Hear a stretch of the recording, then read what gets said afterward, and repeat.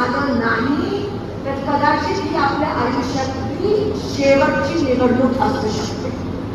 Society नाही आहे, कारखाना नाही, म्हणून इडीबिडीची मला काही भीती नाही. नशीब 15ला जमा झाले का कोणाच्या खात्यामध्ये, 15ला काय 15 रुपये पण तुमचे ते एटीएम मधून कुठे जातात लोकांना कळत नाही. स्टेट बँक ऑफ इंडियाने ज्या दिवशी इलेक्टोरल बॉन्डचं बातमी पेपरमध्ये दिली त्याच्या दुसऱ्या दिवशी भाजपने सिलेंडरचा भाव 2 रुपयांनी कमी केला. फक्त निवडणूक आहे म्हणून, फक्त 2 रुपयांनी. म्हणजे काय आपल्याला भीक घालताय? भीक. ज्या लोकांवर ईडीची रेड पडली, आज ईडीची रेड आणि दुसऱ्या दिवशी 1000 कोटी बीजेपीच्या खात्यात जमा. कारण का मोदीजी फक्त 2 लोकांसाठी आहे ना. आपण म्हणतो मायबाप सरकार, पण मायबाप राहिलंच नाहीये 50% सरकार. हे मायबाप सरकार नाही आहे. हे सरकार फक्त अदानी आणि अंबानीचंच मायबाप आहे. हे आपलं मायबाप नाही आहे. बरं, मोदीजींच्या विरोधात बोलण्याची यांची हिंमतच नाही आहे. त्यांचेच लोक मोदीजींच्या विरोधात कधीच बोलणार नाही. तर भीतीपोटी ईडी एवढी हुकुमशाही की साधं आप पण बोलत नाही मोदीजींच्या.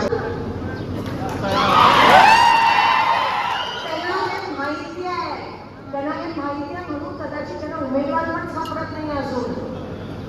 धर्म महत्वाचा आहे, मी मान्य करते, पण धर्म सोबत कर्म पण तेवढाच महत्वाचा आहे. राम के साथ काम पण तेवढाच महत्वाचा आहे. ती म्हणे हे करतात आईचं. स्वतःच्या आईला भेटायला जाताना फोटो सेशन करताना आमच्या आईची देखभाल कशी केली. त्या मंदिराच्या प्राण प्रतिष्ठापनेला स्वतः जसोदाबेनला घेऊन बसले नाही, ते आपल्या महिलांचा आदर कसा करते. एवढं सगळं असून मला एक सांगा, पंतप्रधान त्यांचा, मंत्री त्यांचे, खासदार त्यांचे, आमदार त्यांचे, पण तुमचं काय? तुम्हाला काय मिळालंय? ठेंगा. घाबरायचं कोणाला? काय म्हणायचं? ही जमीन आपली आहे, ही आसमान आपलंय, कोणाला भेटतो आपण? मोदी. या संकट मेळाव्यात मोठ्या प्रमाणात उपस्थित राहिलेले सर्व काँग्रेसवर जीवापाड प्रेम करणारे सर्व काँग्रेसचे कार्यकर्ते, काँग्रेस पक्षाचा, काँग्रेस पक्षाचा, महाविकास आघाडीचा धन्यवाद. मला असं वाटतं आज पाहुणे आले आणि त्यांचं बोलणं खरंच ऐकण्यासारखं आहे. पण मी तुम्हाला एवढं सांगू इच्छिते की काही दिवसात आपल्या सगळ्यांच्या आयुष्यातली सर्वात महत्वाची निवडणूक येणार आहे. सर्वात महत्वाची. तुम्ही बऱ्याच जणांनी माझ्यापेक्षा जास्त अमावस्या आणि पौर्णिमे बघितले, पण असे दिवस ज्याच्यातून आपला दिवस चालले, असे दिवस, एवढे वाईट दिवस आपल्या देशात कधी झाले. ही निवडणूक ही मेक और ब्रेक निवडणूक आहे. करेंगे या मरेंगे ही निवडणूक आहे. मेघे साहेब म्हणाल्याप्रमाणे, शंकरांना म्हणाल्याप्रमाणे की नीट मतदान जर झालं नाही तर कदाचित ही आपल्या आयुष्यातली शेवटची निवडणूक असू शकते. आणि म्हणून तुम्हारे हवाले वतन साथियो, हे कोणत्या एका पंतप्रधानाचं काम नाही. ही आपली निवडणूक असणार आहे. ही माझी एकटीची निवडणूक नाही आहे. हा माझा एकटीचा लढा नाही आहे.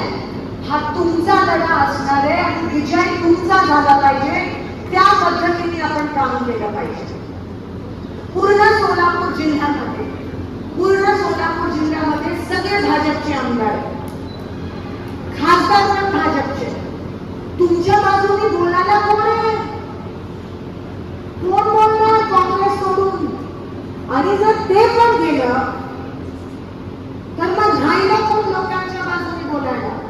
आणि मला कसली भीती नाही आहे. माझ्याकडे बँक नाही आहे, सोसायटी नाही आहे, कारखाना नाही, म्हणून इडीबिडीची मला काही भीती नाही. नशीब शिंदे साहेबांनी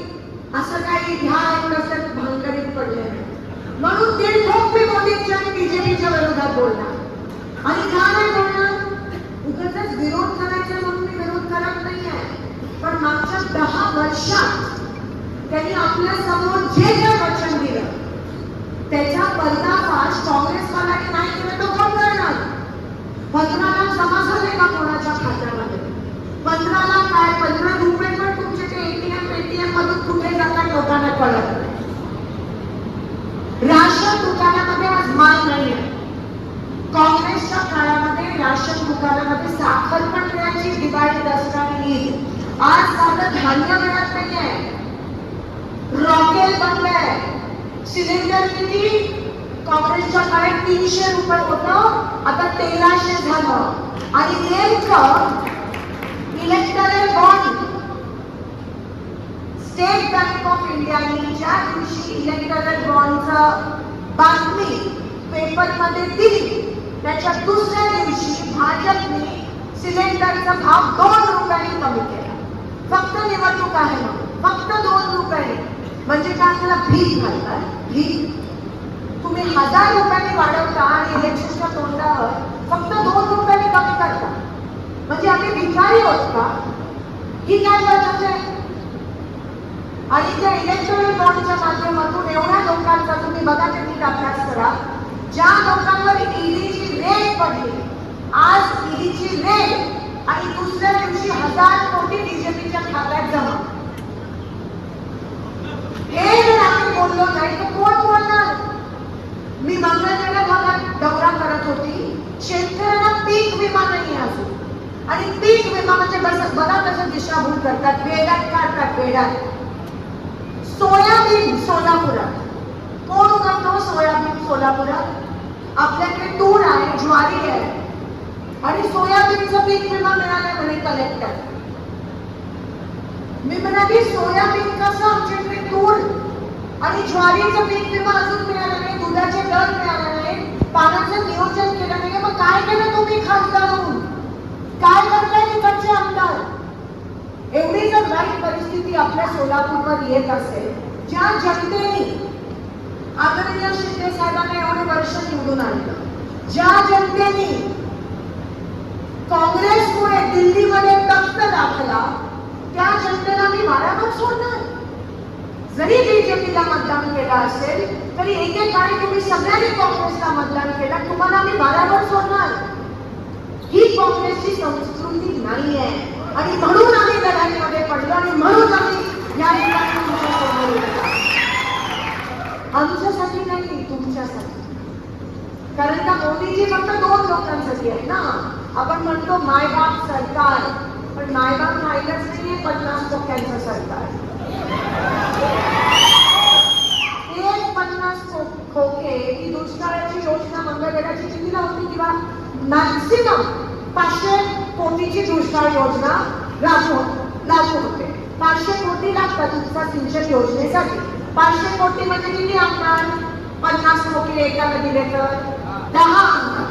एवढेच जर खोके इकडे मिळाले असते तर आमच्या अक्कलकोटच्या लोकांना पाणी तरी मिळालं असतं, पीक विमा तरी मिळाला असता, जनावरांना छावण्या तर मिळाल्या असत्या. आणि त्या छावण्या पण सुरू केल्या आदरणीय शिंदे साहेबांनी जेव्हा मुख्यमंत्री होते तेव्हा. आज जनावरांच्या छावण्या गेल्या, लोकांच्या तोंडाचा घास या लोकांनी हिसकावून घेतला. आणि जर आपण परत ती चूक केली तर आपणच आपल्या काळावर कुऱ्हाड मारून घेतोय. म्हणून मी हात जोडून विनंती करते, ह्या वेळेस मात्र काँग्रेस आलं पाहिजे. काँग्रेस आला तर गोरगरिबांना कोणीतरी वाली आहे, नाहीतर हे मायबाप सरकार नाही आहे. हे सरकार फक्त अदानी आणि अंबानीचंच मायबाप आहे, हे आपलं मायबाप नाही आहे. पार्लमेंटमध्ये ज्या पद्धतीत संसदेमध्ये शिंदेसाहेब आवाज उचलायचे, हे खासदार बिचारे ज्या दिवशी त्यांना चान्स मिळतो त्या दिवशी त्यांचं मौन असतं.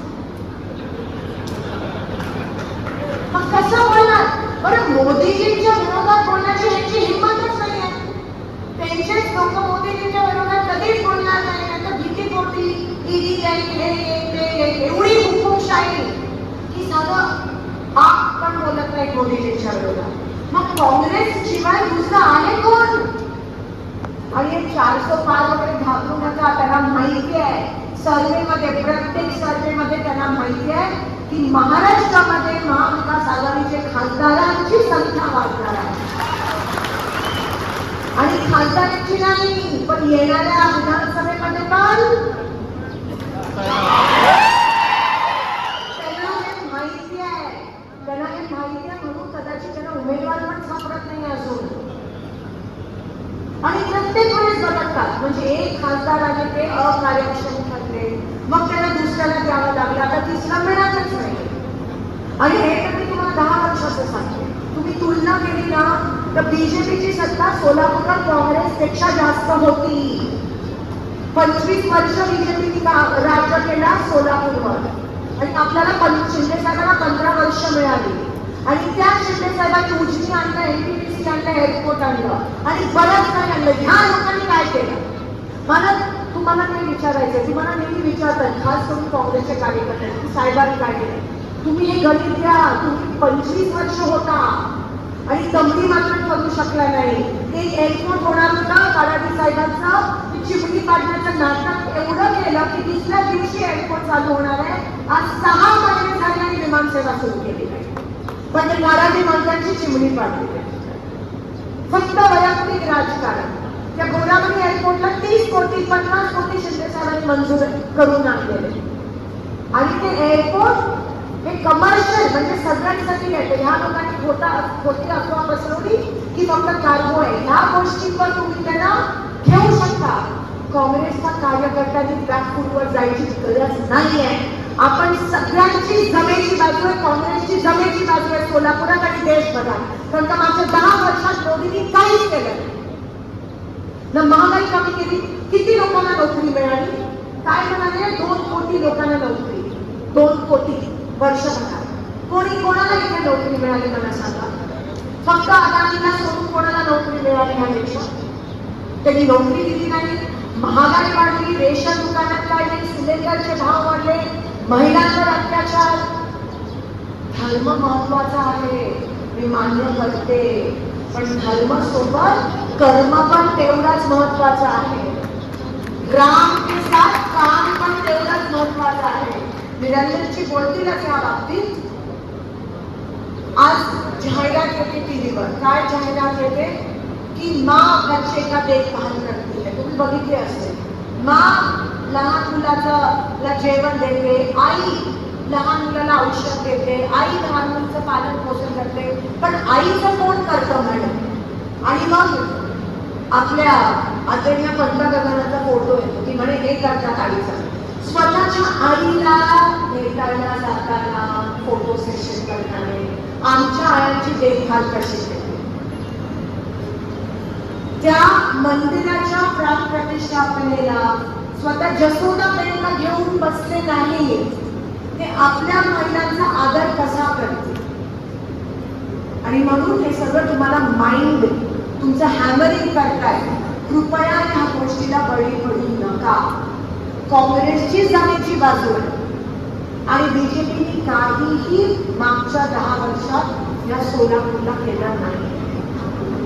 एवढं सगळं असून मला एक सांगा, पंतप्रधान त्यांचा, मंत्री त्यांचे, खासदार त्यांचे, आमदार त्यांचे, पण तुमचं काय? तुम्हाला काय मिळालंय? ठेंगा. आणि अजूनही तिसऱ्याला जर असं होत असेल, जर ते हवा करत असतील तर आता हवा काँग्रेसची झाली पाहिजे.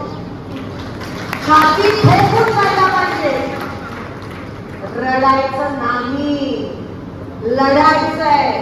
आणि ह्या वेळेस विजय तुमचा होणार आहे. हे लिहून घ्या. खास करून युवक, तुम्हाला रोजगार दिले नाहीये. MPSC पोलीस भरतीमध्ये एवढा भ्रष्टाचार होत आहे. सगळं खासगीकरण. आज शासकीय नोकऱ्या बंद. तुम्हाला शासकीय म्हणजे हे महाराष्ट्र पण गुजरातला देखील आता चालवायला एवढं खासगीकरण चाललंय. तुम्हाला शासकीय नोकऱ्याच राहिलं नाही, सगळं खासगीकरण केलं तर आरक्षण रद्द. आरक्षण कोणालाच मिळणार नाही. ही कट कारस्थाने त्यांचं आरक्षण रद्द करायची, फक्त गाजर दाखवतात आपल्याला. आणि हे सगळं आपल्याला जाऊन बोलण्याची गरज आहे. आणि म्हणून हा संकल्प मेळाव्याची सुरुवात अक्कलकोटमध्ये होते. एक जोश निर्माण करणारा, ताकद निर्माण करणारा. आपण पुढे गेलो, बीजेपीला अजून उमेदवारी पण मिळाली नाहीये, पण आपण गावोगावी जाऊन, तांड्यावर जाऊन, मोहल्ल्यामध्ये जाऊन आता आपण ही चर्चा केली पाहिजे. व्हॉट्सअपवर टाका, कोणी काय तुमचं बिघडवू शकत नाही. टाका व्हॉट्सअपवर, फेसबुकवर टाका, कोणी काय बिघडवू शकत नाही. घाबरायचं कोणाला? काय गरज आहे? ही जमीन आपली आहे, ही आसमान आपले, कोणाला भेटतो आपण? मोदी. आपण बोलत नाही ना म्हणून हे लोक काय करतात. बोलायला घाबरू नका, त्यांनी काही केलं नाहीये. आणि त्यांची लोक जर आली ना अंगावर, तुमचे 20 ध्यान घ्या त्यांच्या अंगावर. आणि एकच मी विनंती करते आणि मी इकडे थांबते की सगळ्या कार्यकर्त्यांना विनंती आहे, कारण व्हॉट्सअपवर, फेसबुकवर ट्रोलिंग आणि हे होतं, की आपण या इलेक्शनची जी उंची आहे ती तिथे ठेवायची. वैयक्तिकरित्या कोणत्याही उमेदवारावर आपण वैयक्तिक टीका नको करूया, कारण का आपल्याकडे जमेची बाजू आहे. म्हणून ते जरी खालच्या पातळीवर घसरले, आपण आपल्यावर काँग्रेसची संस्कृती आहे ही विसरू नका. आपल्यावर ती भाजपची खालच्या पातळीला जाऊन वैयक्तिक टीका करण्याची संस्कृती नाही आहे. आपण सुसंस्कृत लोक आहोत, कारण का आपण काँग्रेसचे आहोत. आपल्यावर महात्मा गांधी, जवाहरलाल नेहरूचे संस्कार आहेत, हे कधी विसरू नका. आणि म्हणून त्यांना बोलू दे, ते स्वतःच्याच कामात होतात. आपल्याला मान सन्मानाने तत्वाची लढाई लढायची आहे. आणि आपल्याला फॅक्ट, जे काही खरं आहे ते आपल्याला लोकांसमोर योग्यरित्या मांडायचं आहे. एवढंच या ठिकाणी सांगते. आणि आपण सगळे एवढ्या मोठे मेघे साहेबांच्या अक्कलकोटमध्ये तेवढ्या मोठ्या सगळ्यात संकल्प मेळावा होऊ शकतो. आता पवार साहेब पुढच्या सगळ्या तालुक्यांना चॅलेंज आहे ना, किती होतं ते. पवार साहेब त्यांचे मनापासून अभिनंदन की त्यांची नुकतीच जिल्हा अध्यक्षपदी निवड झाली, प्रभारी जिल्हा अध्यक्षपदी. आणि जाता जाता एवढं सांगतात तसं गेलं शिंदे साहेबांना आणि ठाकरे साहेबांना ऐकायचं आहे, तूफानों से ना डराओ हमें, तूफानों से ना डराओ हमें, हम शेरों का जिगर रखते हैं. हौसले जीते हो बुलंद, उनके तो तूफान भी कदम चुकते.